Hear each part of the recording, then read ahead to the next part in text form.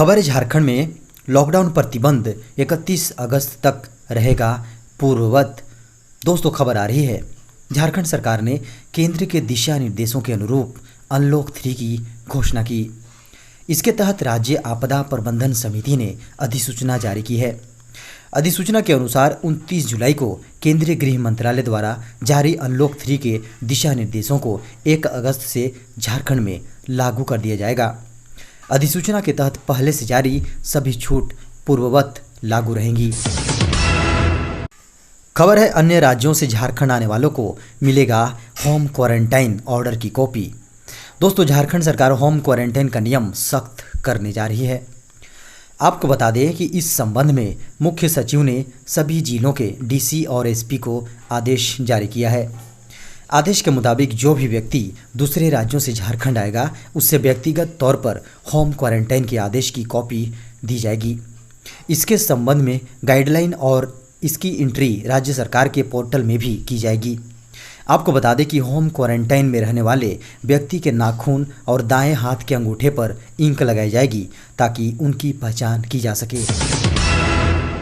खबर है, आज से बढ़ेगी राज्य के ग्रामीण क्षेत्रों की जमीन की दर। दोस्तों, राज्य के ग्रामीण क्षेत्रों की जमीन की दर आज से बढ़ जाएगी। आपको बता दें कि निबंधन विभाग ने इसकी तैयारी पूरी कर ली है। जमीन दर में वृद्धि 5 से 10% तक बढ़ने की संभावना है, पर यह दर 10% से अधिक नहीं होगी। आपको बता दें कि सुदूर ग्रामीण क्षेत्रों में जमीन की दर में 5% तक की वृद्धि की जा सकती है।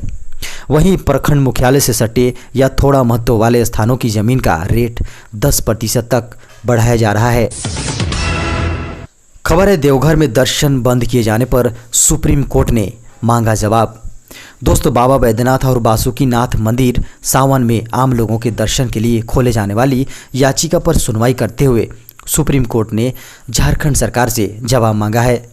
भाजपा सांसद निशिकांत दुबे की याचिका पर सुनवाई करते हुए यह निर्देश दिया। आपको बता दें कि निशिकांत दुबे ने झारखंड हाईकोर्ट से याचिका खारिज होने के बाद सुप्रीम कोर्ट में विशेष अनुमति याचिका दायर की है। आपको बता दें कि सरकार ने कोरोना संक्रमण को देखते हुए यह निर्णय लिया है। अदालत को बताया गया कि इससे पहले भी राज्य में कई बार महामारी आई, लेकिन कभी भी इन मंदिरों में आम दर्शन बंद नहीं किए गए। खबर है, राजस्व निबंधन एवं भूमि सुधार विभाग के सचिव के सोन ने दाखिल खारिज में गड़बड़ी रोकने के लिए जारी किया नया आदेश। दोस्तों, राजस्व निबंधन एवं भूमि सुधार विभाग के सचिव के सोन ने दाखिल खारिज में गड़बड़ी रोकने के लिए नया आदेश जारी किया है। अब छोटी त्रुटियों को लेकर आवेदन अस्वीकार करने का बहाना नहीं चलेगा। आपको बता दें कि आवेदक से दस्तावेजों में सुधार या छूटे हुए अन्य आवश्यक दस्तावेज के लिए लॉगिन में फिर से आवश्यक दस्तावेज के लिए फिर से एंट्री कराई जाएगी। अंचल अधिकारी यदि किसी कारण से आवेदन अस्वीकृत करते हैं तो फिर से इसे अस्वीकार करने की व्यवस्था नहीं होगी। 2 दिनों के अंदर आदेश की प्रति भूमि सुधार उप समाहर्ता के लॉगिन में डालनी होगी और आवेदक सीओ के आदेश के विरुद्ध DCLR के न्यायालय में ऑनलाइन अपील कर सकेंगे। माना जा रहा है कि नई व्यवस्था से दाखिल खारिज और अपील की प्रक्रिया पहले से अधिक पारदर्शी और तार्किक विवाद रहित होगी। आपको बता दें कि सभी कागजात आवेदक सहित आपत्ति करने वाला पक्ष कर्मी सब ऑनलाइन देख सकेंगे। खबर है, केंद्र सरकार का बड़ा फैसला, अब 14 दिन में ही खुल सकेंगे कंटेनमेंट जोन। दोस्तों, कोरोना वायरस के बढ़ते प्रसार के कारण देश भर में अलग अलग हिस्सों में बनाए गए कंटेनमेंट जोन बनाए गए थे, जो अब 2 सप्ताह में ही ख़त्म किए जा सकते हैं। इस बारे में जल्द ही नए दिशा निर्देश जारी किए जा सकते हैं।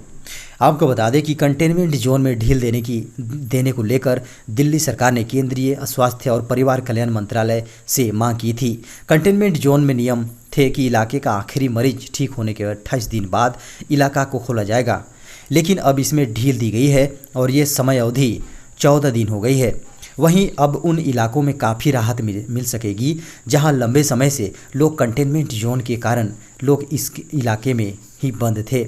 इस बारे में दिल्ली स्वास्थ्य विभाग की ओर से यह जानकारी दी गई है। आपको बता दें कि दिल्ली में कई इलाके पूर्ण लॉकडाउन के चलते 3 महीने से कंटेनमेंट जोन में बंद थे। खबर है, नई शिक्षा नीति, अब टीचर बनने के लिए यह डिग्री जरूरी है। दोस्तों, देश में नई शिक्षा नीति लागू होने जा रही है। प्रधानमंत्री नरेंद्र मोदी की अध्यक्षता में बुधवार को हुई कैबिनेट बैठक में नई शिक्षा नीति को मंजूरी मिल गई है। मंत्रालय के अधिकारियों ने इसकी जानकारी दी। नई शिक्षा नीति में घरेलू और स्थानीय भाषा पर जोर दिया गया है। सरकार को जोर हायर एजुकेशन का रजिस्ट्रेशन अनुपात 2035 तक 50% तक ले जाना है। नई शिक्षा नीति में स्कूल शिक्षा से लेकर उच्च शिक्षा तक कई बड़े बदलाव किए गए हैं। जी हाँ, आपको बता दें कि नई शिक्षा नीति में ये कहा गया है कि 4 वर्षीय समन्वित बीएड डिग्री साल 2030 से शिक्षण कार्य के लिए न्यूनतम अर्हता होगी।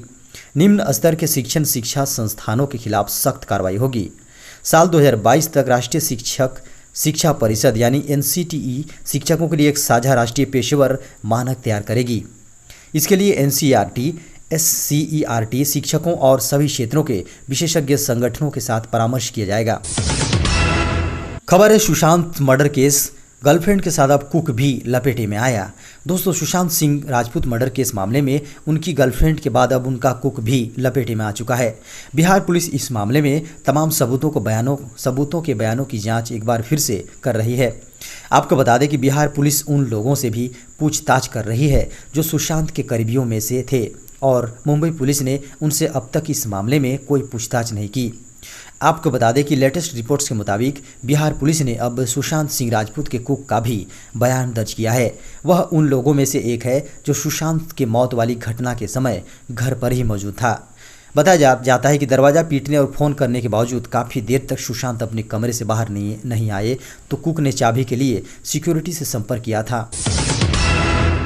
खबर है मोदी सरकार ने खत्म की गैस सब्सिडी, पिछले 3 महीने से नहीं आ रहे हैं पैसे। दोस्तों, आपको पता है कि पिछले 3 महीने से आपके अकाउंट में गैस सब्सिडी का पैसा नहीं आ रहा है।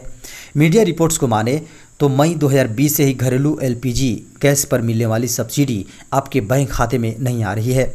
सरकार ने मई महीने से ही आपको मिलने वाली गैस सब्सिडी खत्म कर दी है। लेकिन इस सब्सिडी को खत्म करने का फैसला क्यों लिया गया? जी हाँ, आपको बता दें कि अंग्रेजी अखबार इकोनॉमिक टाइम्स में छपी खबर के मुताबिक केंद्र सरकार ने मई महीने में घरेलू एलपीजी सिलेंडर की कीमतों में बदलाव करते हुए जी हाँ गैस सब्सिडी खत्म करने का फैसला किया था, जिसके कारण मई, जून और जुलाई में गैस लेने पर भी ग्राहकों को सब्सिडी का पैसा ट्रांसफ़र नहीं किया गया है। आपको बता दें कि गैस सिलेंडर का बाजार मूल्य या बिना सब्सिडी वाले सिलेंडर की कीमत काफ़ी कम हो गई है। इस बीच सब्सिडी वाले गैस सिलेंडर की कीमतों में इजाफा हुआ है। ऐसे में दोनों सिलेंडरों के बीच कीमत का अंतर लगभग खत्म हो गया है। यही वजह है कि सरकार ने अब घरेलू गैस सिलेंडर पर सब्सिडी देना बंद कर दिया है। खबर है चीन को एक और झटका, मोदी सरकार ने रंगीन टेलीविज़न के आयात पर लगाया प्रतिबंध। दोस्तों, सरकार ने रंगीन टेलीविज़न के आयात पर प्रतिबंध लगा दिया। इस कदम का उद्देश्य टेलीविज़न के घरेलू विनिर्माण को बढ़ावा देना और चीन जैसे देशों से गैर ज़रूरी वस्तुओं के आयात को कम करना है। आपको बता दें कि आयात नीति को मुक्त से बदलकर प्रतिबंधित कर दिया गया है।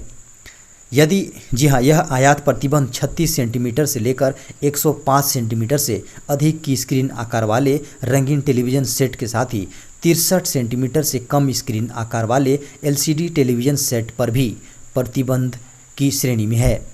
आपको बता दें कि किसी सामान को प्रतिबंधित आयात की श्रेणी में डालने का अर्थ होता है कि उक्त सामान के आयात तक को आयात के लिए वाणिज्य मंत्रालय के डीजीएफटी से लाइसेंस लेना होगा। भारत को टीवी का निर्यात करने वाले प्रमुख देशों में चीन, Vietnam, Malaysia, Hong Kong, Korea, Indonesia, Thailand और जर्मनी शामिल है। खबर है 3 लाख लोगों को नौकरी देंगे सोनू सूद, अच्छे वेतन के साथ मिलेगा पीएफ और ईएसआई। दोस्तों, सोनू सूद अपने जन्मदिन के खास मौके पर जी हाँ लोगों का दिल जीतने वाला काम किया है। इस पहल को लेकर पूरे देश में सोनू सूद की तारीफ हो रही है। आपको बता दें कि जन्मदिन के मौके पर सोनू सूद ने प्रवासी मजदूरों को रोजगार देने का वादा किया है। इस बात की जानकारी उन्होंने अपने सोशल मीडिया अकाउंट पर शेयर की है। उन्होंने ट्वीट कर लिखा है कि मेरे जन्मदिन के अवसर पर मेरे प्रवासी भाइयों के लिए जी हाँ प्रवासीरोजगार.com का 3 लाख नौकरियों के लिए मेरा करार। यह सभी अच्छे वेतन, पीएफ, ईएसआई और अन्य लाभ प्रदान करते हैं। इसके साथ ही सोनू सूद ने अपने ट्वीट में अब इंडिया बनेगा कामयाब के जरिए उन सभी कंपनियों का जिक्र किया जरिए वह लोगों को रोजगार देंगे। बता दें कि सोनू सूद ने 3 लाख प्रवासियों को रोजगार देने का ऐलान किया है। प्रवासी मजदूरों को रोजगार का ऐलान करने पर हर कोई उनकी तारीफ कर रहा है। गौरतलब है कि असम और बिहार में कोरोना वायरस के साथ बाढ़ के कहर ने कई लोगों को बेरोजगार कर दिया है। इन सभी की सोनू सूद हर तरीके से मदद करने की कोशिश में लगे हुए हैं।